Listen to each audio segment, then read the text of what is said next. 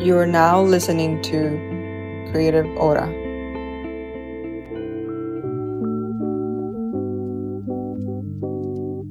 Hi everyone, welcome to Creative Hora.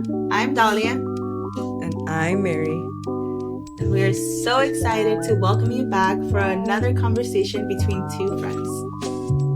Yeah, friend, we're back as always. We just seem to always come back. Excited to record this episode with you, get some updates, but of course, as we start off with any episode, let's touch base for the quick friend vibe check. So, friend, how have you been lately? Yeah, that is a wonderful question. Such a great way to just, check in with each other. But I will say at the moment, I am actually feeling a lot of different emotions. But I will say if I had to narrow it down, it would probably be like just a lot of excitement. um, on a personal level, I've just been feeling really happy with some of the routines that I've been doing, keeping up with like hobbies and like reading goals, writing goals. So I'm just feeling very, very excited about this year of exploration and really connecting with my inner child. So it's been really nice. I'm excited to hear more about the hobbies and the writing, your creative writing that you've been doing. But glad to hear there's excitement there amongst the different emotions you're feeling. Yes, friend. But I'm so curious to also hear how you're doing and how things are going. Yeah, honestly, I've also had like a mixture of emotions lately and today. Um, at this moment, feeling a little bit fatigued. Uh, as I as we started the episode, I was like yawning, even though I just literally sipped a cup of coffee. So I think I've been doing a lot of processing this week, and I think it's just catching on to me and leading to the fatigue. I actually had it was so interesting, like a moment of an afternoon of feeling sick. Like literally had like the itchy throat and wanted to go to bed really early, but then the next morning was able to, or the night before that, I was able to rest a little bit. So I do think just fatigue is hitting me right now as we're recording, but overall, I do think there's still like a light at the end of the tunnel with a lot of excitement with the basketball community that I'm looking forward to just provide updates on them. Yeah, friend. Well, I appreciate you sharing that. And I know that, there's been so many just like ups and downs. Hmm. So I can imagine how some of that will catch up with your body and make you feel Yeah. not feeling so well. But I'm also so glad that there's so much that you're looking forward to. And, it's really tapping into the community that you've built with Hoop as you are. So I'm Hmm. excited to also hear more about that and continue to, yeah, hear those exciting updates. Yeah, definitely, Brandon. Excited to again hear about your creative updates and just how you're continuing to nurture your creative wellness toolkit. Yes, But friend.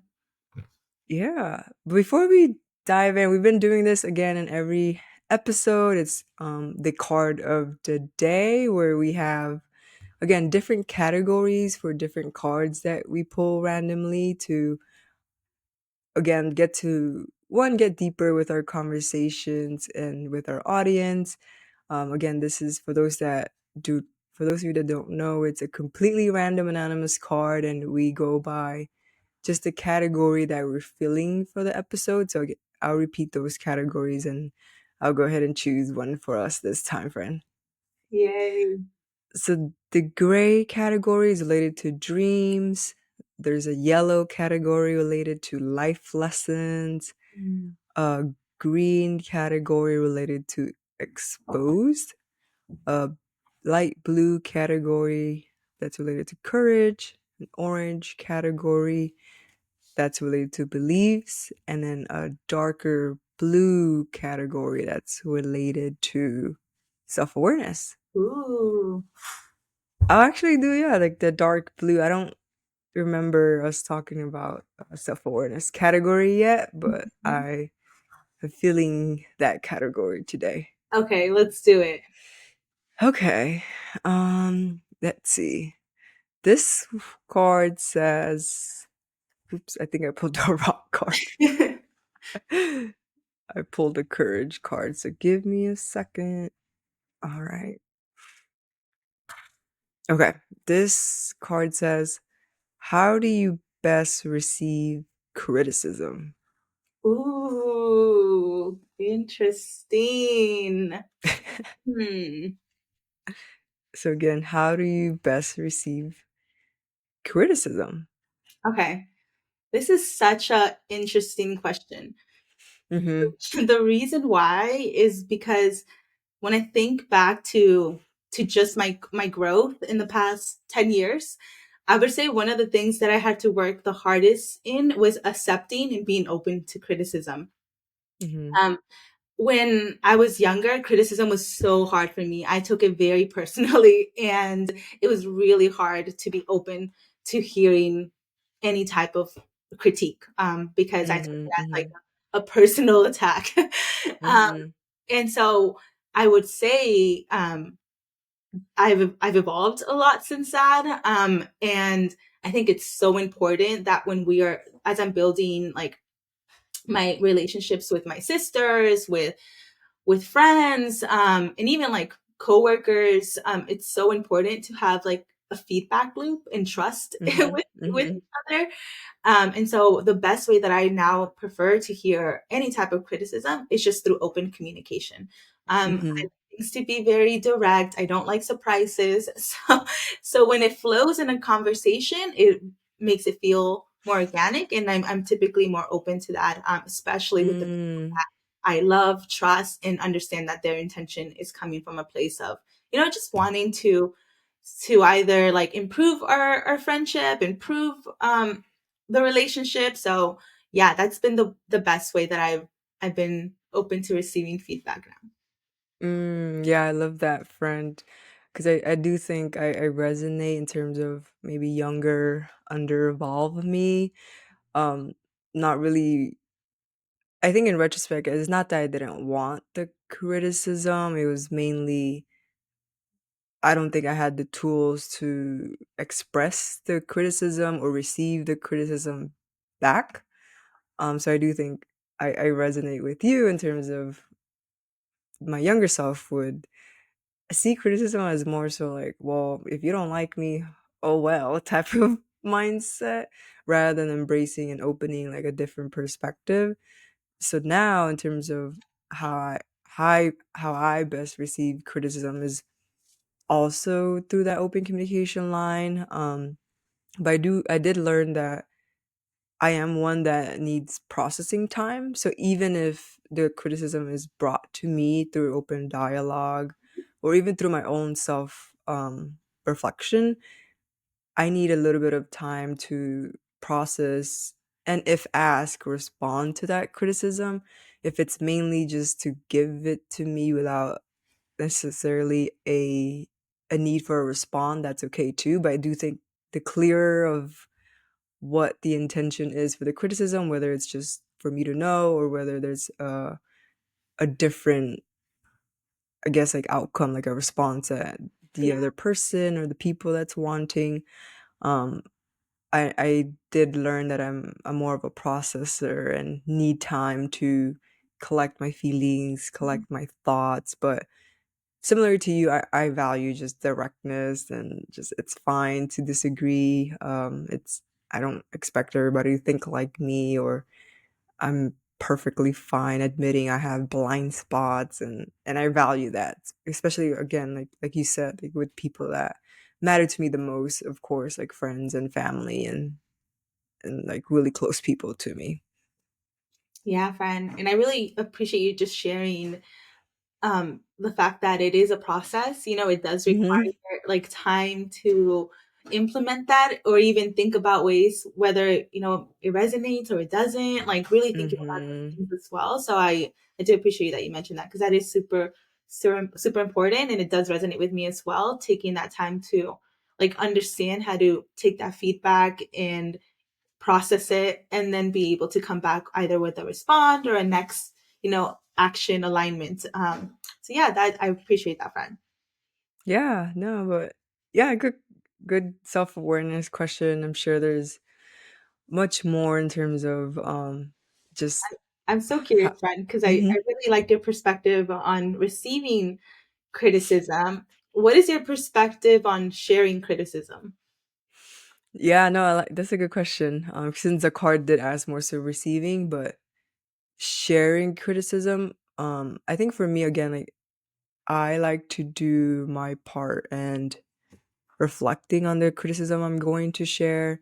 I think over the years I've gotten more aware of what is the primary maybe motive or intention or even the primary feelings Mhm.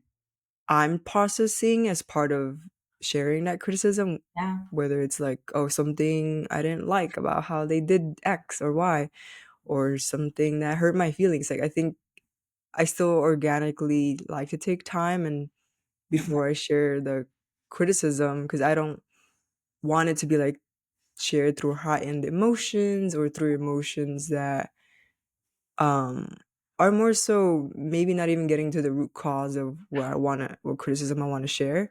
And of course there's different levels of severity of criticism. Like if someone is blatantly disrespecting me or I feel like, hurt about something, I'm more forthcoming.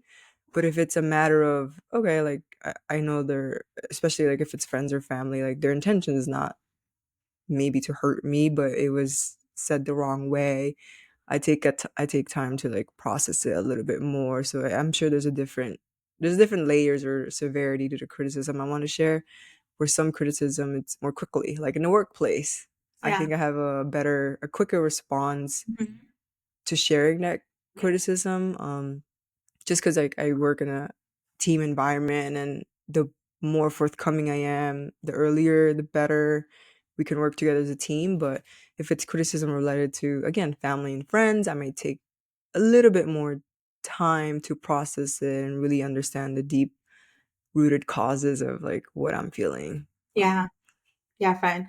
Thank you so much for sharing that. The reason why I asked that question was Mhm. because I was thinking about my previous experience with sharing criticism, and it's been like such Mhm. a challenge in the past, Mm. really difficult Mhm. to be honest. And I would say that like one of the things that I realized about even just sharing criticism in like friendships or close relationships, I use my siblings a lot because I'm really close to them, Yeah. is Yeah. that a lot of the times I've had to check in with myself around even just the intention Yeah. in sharing that. Like, is it actually going to be Right. helpful? Um, Right. and then Mhm. also too, like sometimes the criticism isn't exactly something that I'm critiquing. It's more so like a Mm. feedback, or like perhaps like maybe like a limit was passed or about, Mhm. and then I'm just Boundary, yeah. expressing that. Um, but yeah, I guess when I think about criticism, it is like a loaded word that Yeah. feels like, oh, if I'm critiquing you, it's because you've done something wrong. Yeah. Yeah. But I really have challenged the way I've seen that and seen it more as an opportunity to share feedback and honor like limits and boundaries, and have a discussion and open dialogue with someone about those type of ways Mhm. that maybe a boundary may have been crossed and maybe they weren't aware, or now I'm expressing that. These are the Yeah, so I really appreciate your response because it does make me think about that. Yeah, I agree, friend. And I think even through my therapy sessions, one thing I've learned because I've learned about myself that I rather talk about boundary crossing, and that is a form of critique in a way, whether it's through friends or family. And one thing that was really cool that I learned through my sessions were it's fine to have those difficult like sharing criticism with close ones, and it is difficult, but I do think softening it by starting a conversation and saying, hey, this is something I'm going to share and it's coming out of love. I think it helps minimize the like my internal tension with sharing the criticism, because I know my intentions are and I'm sharing my intention with my loved ones even though I'm about to critique them. Yeah, yeah, yeah. um but I think that has helped me be more comfortable over and over of like, Mhm. hey, like this is coming out of love. I just have some thoughts and feelings to share about XYZ. So I think I've used that framework, and now I think it's getting better and better in terms of the conversations is so difficult. Don't get me wrong, so I resonate with you. But I know what my intentions are of sharing the again that critique or feedback that I have for loved ones for sure. Yeah. Thank you for sharing that, friend. Yeah, no, so but yeah, no, good question. I like that. Yeah, but I'm so excited to jump into our creative projects and catch up on how things are going. Mhm. When we last chatted, Mary, we talked a little bit about how Hoop As You Are had, launched, and you had your first couple of games, and you were really in the Mhm. moment where you were just feeling really, really grateful for the community that you built, and just taking a moment to take that in as well.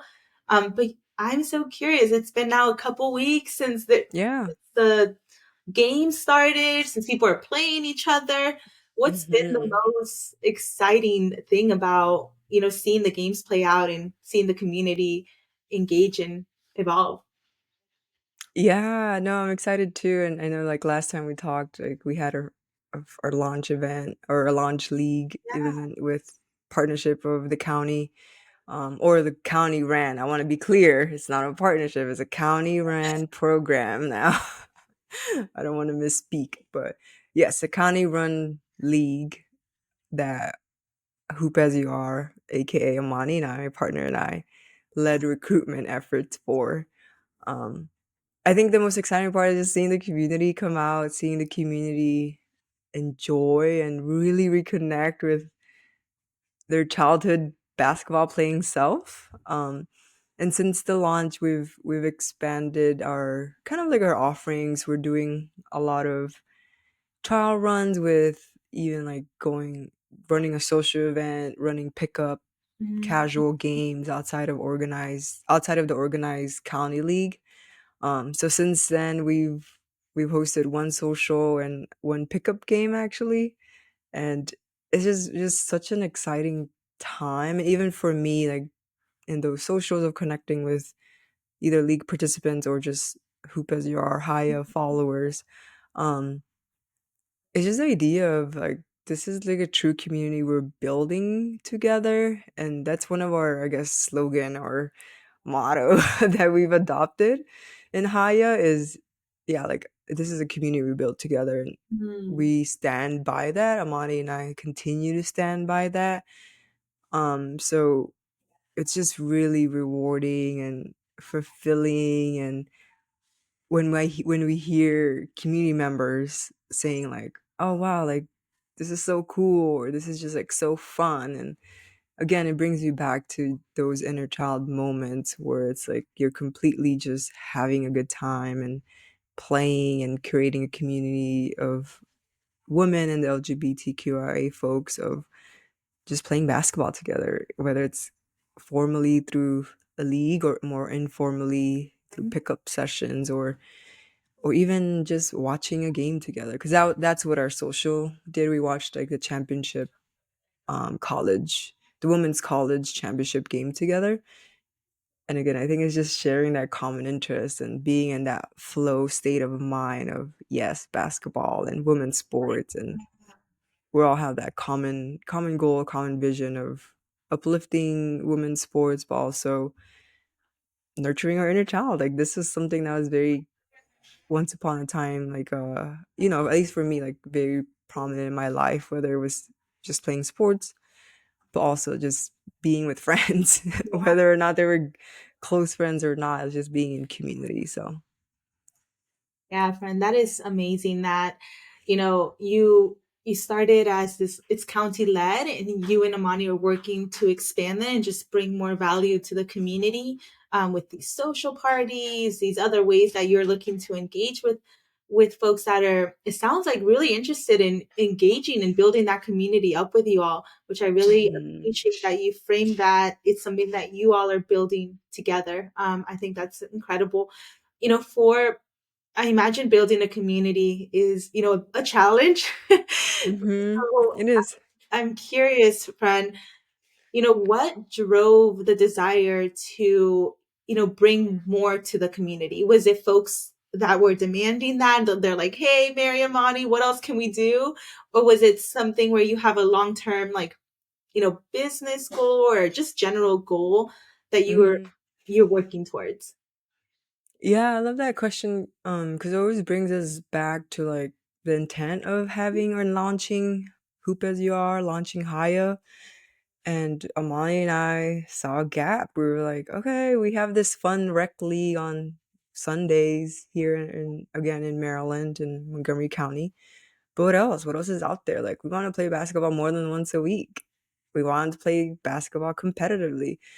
But then there's other parts where as adults, and I mean, like, it is hard to make adult friends, Yeah. and I think this is part of our initiative to one, build community together. I think as we've settled here in Maryland, it, we this is one way we're doing that, is building that community together. But ultimately, it came down to it, like, there is a gap in LGBTQ friendly spaces, like whether it's gym spaces or Mm. um, just more organized spaces where people can play. We did our due diligence and research. There's plenty of men's league, plenty of co-ed leagues, and maybe not plenty co-ed leagues, but there is more spaces than not. But when we looked at, like, okay, where are the queer spaces, and in the basketball community where people could be comfortable Yeah. identifying as LGBTQIA plus or queer. And there was none. There was literally none, and it's just based on, like, the interest. I think Amani and I organically was like, well, if there's none, let's make one. And I think that's where it all started, with that intent of us as queer individuals and people who are part of the community, the demographics of Haya, like we represent the demographics of Haya. Um, we saw a gap, and I think what's one way to solve a gap is to bridge it closely and closely, and that's why we ultimately launched Haya, and we gathered a lot of learnings from other similar type groups and out of states, that who have some type of basketball community, and really tapped in those groups who've already have Mhm. maybe a framework or similar community we wanted to build, and started those conversations with them. But ultimately, long term goal, it would be nice to have multiple hires in different cross state lines, or even cross the nation, to just see, like, a similar community being built, or having multiple true partnerships with other higher like organizations that have already been built, which people we've talked to as well. So Oh my gosh, friend, that is so exciting. And one of the things that I really appreciated about learning about Haya has been the ways that you and Amani really did your research to understand what was already out there and what was available. And like mhm, you said, really assess what that gap was. And, being very specific about and intentional about who you were building this community for, which was mhm, LGBTQIA folks that are looking to connect with something that their inner child loved, playing basketball, and now you're doing that in community. It's just, mhm. it's so beautiful that you all were able to align something with your values and actually express that outwardly. And another Yeah. thing with that is, I'm reflecting a lot about community building and what that looks like. And, just given the environment that we're in the US specifically, these type of communities are so important just for, Yeah. you know, queer joy, queer support, and just being in community in that way. And so, Mhm. yeah, big props to both of y'all for launching that, seeing that goal Yeah. come to life, and, looking ahead to the future for ways that you'll continue to drive more impact and more value to this community. So yeah, Fred, that's so beautiful. Yeah, no, and I appreciate your support, friend. You've been an avid supporter of Haya and Amani and I, so always appreciate sharing and just celebrating with you as well in our platform that we're creating together. But Yes. curious to hear your updates, friend. I know you mentioned earlier in our check-in about creative hobbies and writing, and then just personal hobbies you've kept up with. Um, I'm curious to hear like what's been the most exciting part about maintaining your writing or even maintaining your personal hobbies that you've done so far. Yeah, friend, thank you so much for that question. To take a step back, when we've had these initial like discussions, the goal was really for me to connect with like my inner creative life project and, work towards understanding what that Hmm. is. What I realized in that process was, in even like building outwardly, I needed to build internally. And so That's powerful. yeah, I've been spending a lot of time trying to, just aligned my values with my action. So, for Mm, example, one of the goals that I really wanted to achieve, and I mentioned this in the last episode, that was a huge challenge, was tapping more into community. I really value community. That's something that I was really involved with in college, even in my workspaces. I try to be involved with community there. Um, mhm, but in terms of my personal life, I was really searching for more community, and I felt that was mm. really lacking. Hobbies was a way, like a very like simple way to tap into communities, because typically when you have a similar interest that can involve, Right. you're building, Exactly. now we know, like with basketball even, that beautiful community Yeah. there, it started as something that they like folks love, and now they can love that with others and expand on that hobby. But yeah, for me it was something as well that I wanted to make sure that I was holding that value of community and seeking it and having action. So I know I talked a little bit about last episode about, trying to really focus on my momentum, roller skating, Mhm, being more mhm. active in that. And so I said, yeah, one of my challenges is community. I'm having a really hard time with that. And so, friend, I went ahead and did it. I joined a roller derby team Oh wow! with the goal of I'm just so building excited. more community. That is so beautiful, friend. I think I can't wait to hear the roller derby group or team. Is it a team or a group? Is it? So they're a league. Yeah, they're a Oh my team. gosh! I can't wait to hear more about that process of, yeah, like you building community through the league, the roller derby league, and I'm excited for you. And I guess like what was that turning point of like, fuck it, I'm gonna join this roller derby league and going for it. What was that feeling like? Or yeah, how did that quickly spark into Yeah, you joining? I know you were just in the thinking about it stages. yeah, That's that's so right. awesome though. And I will say the reason why I went ahead and like joined was because I was so afraid to. I was terrified. I was finding every Mm-hmm. single excuse not to join. Like even up until the day of, 30 minutes before I was supposed to go Wow. there, I was still looking for excuses not to be there. Wow, Um, yeah. it ranged from like, oh, like no, like what if I get hurt? Very Yeah. valid, by the way. It But is, it is. I learned that they're very serious about their protective gear. So like a Okay. full like helmet, wrist pads, knee pads, elbow pads, everything. Like they're on it. So, but yeah, I was just making a bunch of Wow. excuses. Like I'm not that good at skating. I'm not there yet. Oh Mm-hmm. my god, what if it goes moves really quickly and then I have to play a game? Like I was just every single excuse in the Mm, book I was literally using to not to like literally like convince myself not to go to the first practice. And so mm. that really was the reason why I knew I needed to go and do something. Yeah. Um, after the first practice, and it was like 3 hour long practice. Wow. Um, I came out of that practice and I was like so happy. I was so joyful. Yeah, Like, yeah. I learned that this roller derby community in general is really created to support folks that are typically like LGBTQIA or people that can't find community. So it's a very like fun group of people. No judgment free zone. You can fall on your on your ass and you'll be fine. No one's gonna judge you. Everyone's trying to Yeah. help you. And so that was like really surprising when I went there and I saw that.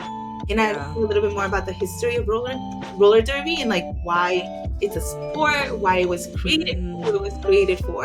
It just really resonated with me. It resonated, and I mm. knew I was in the right spot. And so yeah, and I'm not gonna lie, going to the first meeting was hard.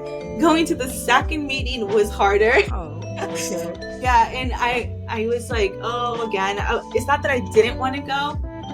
It was that I was just nervous, and which is fine. And Yeah. those are, like I said, those Yeah. are for me are all signs that I'm doing the right thing.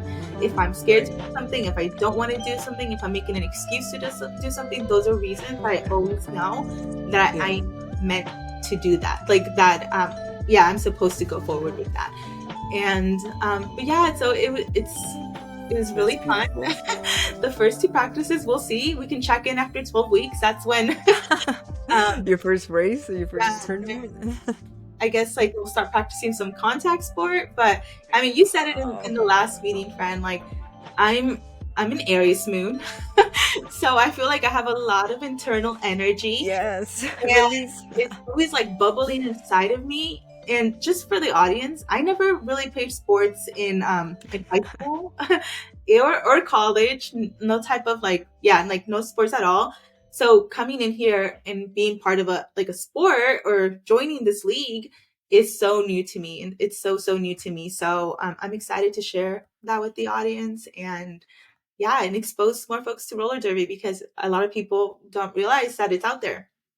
It's gonna be so fun, friend. And I think to your point, I mean that goes back to even the creatives we've talked about and when launching something and it's not or even starting something new, those initial fears will get the best of us of like, okay, what if this, what if that? But sometimes I like how you framed like if I'm having those questions then I know I need to do it or that is extra motivation actually for me to do it. So I love that you shared that with the audience of like these are good signs that I should be doing this or I want to do this. The fact that even though it seems counterintuitive of like, well, I'm having these fears, why would I do it? But I like how you went about it and just like, nope, I'm gonna do this because it's just showing the right signs if I'm making these many excuses not to do it. Yeah, friend. And I think one of those things is just from the perspective of like showing up for myself and Yes. being Yeah. courageous around something that is really terrifying for me. Yeah, that those are the reasons why I say it's like if it scares you, um, Yeah. you showing up and being courageous is something that Yes. it will reflect that back to yourself in terms of like, hey, Mm, like you can trust yourself to do these type of things that's scary. yes.